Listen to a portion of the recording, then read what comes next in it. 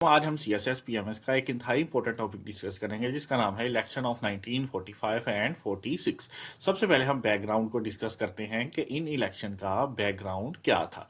इन election से पहले 1937 के अंदर इलेक्शन हुए और उसमें कांग्रेस जो है वो जीती। कांग्रेस जो है जीती और 11 में से 8 इजला के में उसने हुकूमत बनाई और मुस्लिम लीग को शिकस्त का सामना करना पड़ा। और जब कांग्रेस ने उनकी जो 27 से 28 माह तक की जो मिनिस्ट्रीज थी उसके अंदर मुसलमानों पर बहुत जुल्म सितम किया गया। और जब वर्ल्ड वार 2 स्टार्ट हुई तो कांग्रेस ने दिसंबर 1939 को रिजाइन दे दिया ताकि ब्रिटिश हुकूमत इक़्तिदार उनके सुपुर्द कर दे। जब उन्होंने इनकार किया तो कांग्रेस ने रिजाइन दे दिया और मुस्लिम लीग ने यह कहा कि ब्रिटिश किसी भी सूरत में इक़्तिदार इनके हवाले ना करे और ना ही कांग्रेस जो है वो क्रिटिसाइज करके ब्रिटिश से अपना इक़्तिदार ले। हालांकि अमेरिकन प्रेसिडेंट फ्रैंकलिन ने ब्रिटिश जो वजीर आजम चर्चिल था उसे कहा कि इक़्तिदार को जो है हिंदुओं के हवाले कर दे, लेकिन ब्रिटिश ने ऐसा करने से इनकार कर दिया।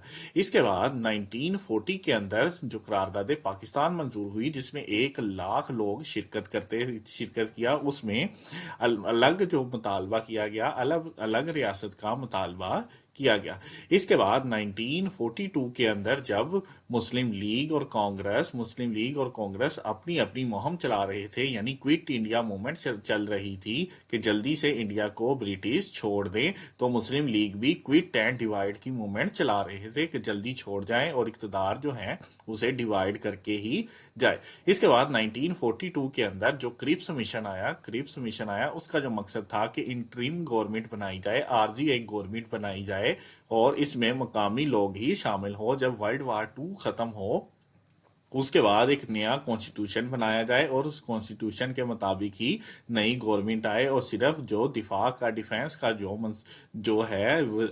डिफेंस की जो वजारत है, मिनिस्ट्री है, वो ब्रिटिश के पास रहे। बाकी तमाम वजारतें जो है, मिनिस्ट्रीज है, वो यहाँ पर सुपुर्द कर दी जाए फेडरल को। और अगर कोई प्रोविंशियल ऑटोनॉमी चाहता है, अगर कोई सूबाई खुद मुख्तारी चाहता है तो उसे सूबाई खुद मुख्तारी दी जाए। इसे रिजेक्ट कर दिया गया। फिर 1945 के अंदर लॉर्ड वावल जो है शिमला के अंदर एक कॉन्फ्रेंस मुनक्कद करता है जिसमें मुस्लिम लीग भी रहनुमा भी शामिल होते हैं और कांग्रेस के भी, और तमाम जो चीफ मिनिस्टर्स हैं वो भी शिरकत करते हैं और यूनियनिस्ट पार्टी भी शिरकत करती है, जमाते एहरार भी इसमें शामिल होती है। इसके बाद एक नया प्लान दिया जाता है जिसके मुताबिक जो है जो नई गवर्नमेंट बनेगी, जो आर्जी गवर्नमेंट बनेगी, वो 14 रुकनी होगी और उसके अंदर एक गवर्नर होगा। गवर्नर तमाम लोगों का इंतखाब करेगा और उसके अंदर जो 5 हिंदू होंगे, 5 मुसलमान होंगे और जो 4 होंगे वो अकलियत में से होंगे। अब मुसलमानों पर यह इतजाद आया कि मुसलमान जो थे,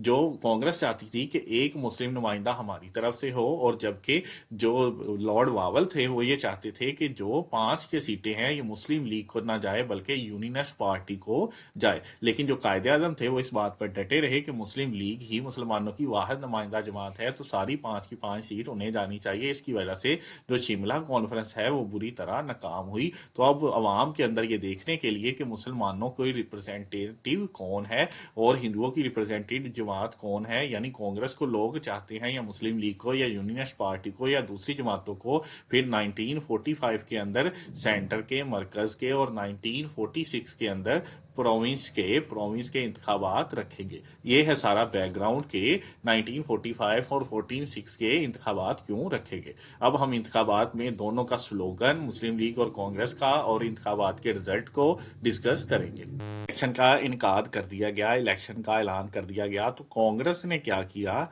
कांग्रेस ने जो मुस्लिम दूसरी जमातें थीं जिनके अंदर यूनियनिस्ट पार्टी जिसने 101 सीट जीती थी 1937 के अंदर, और इसके साथ साथ जमीयत उलमा जो थी, और इसके साथ साथ जो दीगर हिंद की जमातें थी जैसे कि मजलिसुल अहरार, यानी इन मुस्लिम जमातों को भी अपने साथ मिला लिया। और जो मुकाबले में सिर्फ जमात थी वो सिर्फ मुस्लिम लीग की ही जमात थी, और मुकाबले में जो जमात थी मुस्लिम लीग की जमात थी।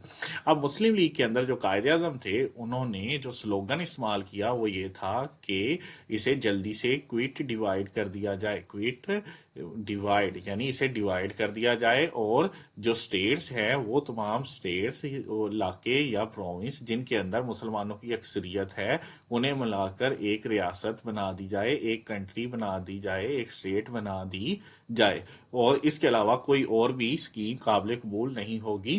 اگر مسلم لیگ کو یہ ووٹ دیں گے، اگر لوگ مسلم لیگ کو جتائیں گے تو جو پاکستان کا مطالبہ ہے اسے جاری رکھا جائے گا، ورنہ یہ از خود ختم ہو جائے گا۔ یعنی قائد اعظم نے جو الیکشن لڑا وہ پاکستان کے مطالبے پر ہی لڑا۔ اگر لوگ مسلم لیگ کو ووٹ دیں گے تو وہ الگ ملک کا مطالبہ کریں گے، ورنہ وہ مطالبہ ختم ہو جائے گا۔ اس کے برعکس جو کانگریس تھی، کانگریس نے جو اپنا سلوگن بنایا وہ یہ تھا کہ نو ڈیوائڈ، یعنی اسے ڈیوائڈ نہیں کیا جائے گا، بلکہ یہ جو برٹش ہے اسے چھوڑ کے چلے جائیں، کوئٹ کر جائیں، برٹش اسے چھوڑ کے چلے جائیں اور ڈیوائڈ کیے بغیر چھوڑ کے چلے جائیں، اور اکھنڈ بھارت رہے گا، اکھنڈ بھارت رہے گا، اسے ڈیوائڈ نہیں کیا جائے گا، اور سکیم اور جو اسے ڈیوائڈ کرنے کی سکیم ہے وہ قبول نہیں ہوگی، ڈیوائڈ کرنے کی سکیم جو ہے قبول نہیں ہوگی۔ اس طرح کانگریس نے اور مسلم لیگ نے اس سلوگن پر ایک دوسرے کے خلاف الیکشن لڑا۔ اب ہم اسی الیکشن کے رزلٹ کو ڈسکس کرتے ہیں کہ الیکشن کا رزلٹ کیسا رہا۔ سب سے پہلے ہم جو ان کا سینٹرل جو تھا، سینٹر کے اندر یعنی مرکز کے اندر رزلٹ کی کیا صورتحال رہی، تو مرکز کے اندر جو مسلم لیگ کے لیے جو سیٹیں رکھی گئی تھی، یعنی مسلمانوں کے لیے جو سیٹس رکھی گئی تھی وہ 30 سیٹس تھی، 30 مسلمانوں کے لیے سیٹس رکھی گئی تھی۔ تو اس کے اندر جو مسلم لیگ تھی اس نے یہ 30 کی 30 سیٹ ہی ون کر لی، اور جو دوسری مسلم جماعتیں تھے، یونینسٹ پارٹی، مجلس علماء اور جماعت الاحرار، وہ کوئی بھی سیٹ نہ جیت سکی۔ اس طرح مسلمانوں کی ساری جو مرکز کی سیٹیں تھی وہ مسلم لیگ جیت گئی، یعنی یہاں کا جو رزلٹ رہا وہ 100% ہی رہا۔ اس کے بعد ہم پروونس کو ڈسکس کرتے ہیں کہ جو پروونس کے اندر مسلمانوں کی کیا صورتحال رہی۔ پروونس کے اندر بھی مسلمانوں نے خاصی سیٹس جیتی، یعنی مسلمانوں نے 434 سیٹس جیتی 495 میں سے۔ بعد میں کچھ اور نمائندے اس میں شامل ہوئے تو اس کی تعداد 446 ہو گئی، 495 میں سے اس کی تعداد 446 ہوگی۔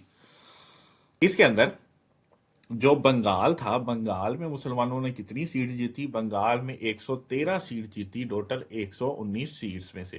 اسی کے ساتھ ساتھ جو پنجاب تھا، پنجاب کے اندر جو مسلم لیگ نے وہ 86 سیٹ میں سے جو ٹوٹل ہے اس میں سے 79 سیٹس اس نے جیتی، اور جو NWFP تھا یعنی سرحد تھا اس کے اندر 17 سیٹ، 36 میں سے 17 سیٹس جیتی، اور جو سندھ تھا، سندھ میں سے انہوں نے جو 27 کی 27 سیٹ ہیں وہ مکمل طور پر جیتی، یعنی یہاں کا رزلٹ بھی 100% رہا۔ اس طرح ان رزلٹ کو اگر ہم انالیسز